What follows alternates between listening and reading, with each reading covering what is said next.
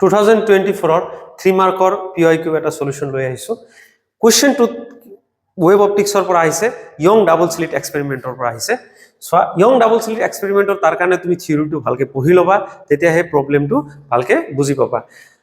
young double slit এক্সপেৰিমেন্টত কি আছিল এনেকুৱা সো এটা সৰু দুটা ফুটা আছিল মনত আছে না আৰু ইয়াতে কি আছিল এটা স্ক্ৰীন আছিল কৈছে যে ইয়াতে কি কৈছে কোৱেশ্চনটো কি কৈছে if young double slit experiment the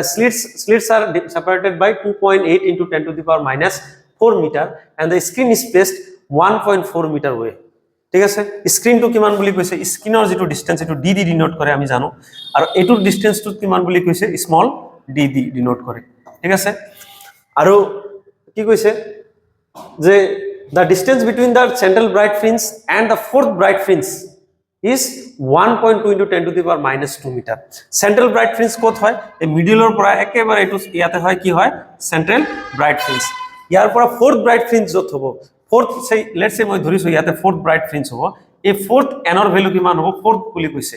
আৰু এই central bright ৰ পৰা এই fourth bright fringe ৰ ডিসটেন্স টো এটো মই say y suffix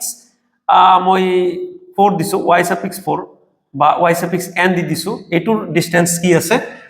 1.2 into 10 to the power minus 2 meter determine the wavelength of the light or wavelength দিছে wavelength মানে lambda ৰ কথা কৈছে আৰু এটো কিহত কৈছে ন্যানোমিটাৰত আনিব কৈছে এইখিনি বস্তু কোৱা হৈছে ইয়াতে তো মই ভ্যালু খিনি গিভেন ভ্যালু খিনি লিখি লম ঠিক আছে গিভেন কি আছে ক্যাপিটাল D কিমান হ'ব ক্যাপিটাল D হ'ব 1.4 মিটাৰ স্মল d কিমান দিয়া আছে 2.8 into 10 to the power minus 4 metre ঠিক আছে কিমান ইজি সোৱা তাৰ পিছত কি কৈছে y suffix n কিমান যেটো fourth bright fringe আছে ইয়াৰ ডিসটেন্স টো কিমান বুলি কৈছে ইয়াৰ ডিসটেন্স বুলি কৈছে যে 1.2 into 10 to the power minus 2 metre তাৰ পিছত কৈছে n ৰ ভ্যালু কিমান কৈছে 4 বুলি কৈছে সুধিছে lambda equal to what তো আমি জানো we know that আমি ফর্মুলা অলরেডি জানো এটো সবে জানো আমি যেটো জি সকলে পঢ়িছা আৰু যদি পঢ়া নাই থিওৰিটো একবাৰ চাই লবা y suffix n equal to n lambda d by small d ঠিক আছে আমাক lambda লাগে তো lambda equal to কি হ'ব y suffix n d divided by n capital T আমি এতিয়া ভ্যালু খিনি কি কৰিম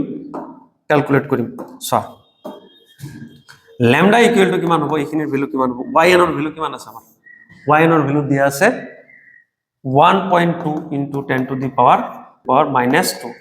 into d ৰ ভ্যালু দিয়া আছে 2.8 into 10 to the power minus 4 meter ঠিক আছে আৰু কিহৰ ভ্যালু দিয়া আছে n ৰ ভ্যালু কিমান 4 আৰু ইয়াৰ ভ্যালু d ৰ ভ্যালু কিমান দিয়া আছে 1.4 তো lambda equal to কিমান হ'ব সা 1.2 আৰু 2.8 মাল্টিপ্লাই কৰি দিও 1.2 into 2.8 মাল্টিপ্লাই কৰি দিলে হ'ব 3.36 into 10 to the power minus 2 আৰু minus 4 minus 6 আহি যাব ঠিক আছে 4 আৰু 1.4 মাল্টিপ্লাই কৰি দিলে 6 5 পইণ্ট কিমান আহিব 6 আহি যাব আচ্ছা lambda equal to কিমান হ'ব এতিয়া আমি যদি এটো ডিভাইড কৰি দিও 3.36 divided by 5.6 তো আহি যাব 0.6 into 10 to the power minus 6 meter 1 meter equal to 10 to the power 9 nanometer তো lambda equal to কিমান আহিব 0.6 into 10 to the power minus 6 into 10 to the power plus 9 এটো কি আহিব ন্যানোমিটাৰত আহিব তো এটো -6 আছে +9 আছে তো +3 আহিব lambda equal to 0.6 into 10 to the power plus 3 nanometer আৰু এটুক যদি তুমি ভাঙি দিয়া কিমান আহিব 600 nanometer আহি যাব এইখিনি হ'ব তোমাৰ আনসাৰ ওকে থ্যাংক ইউ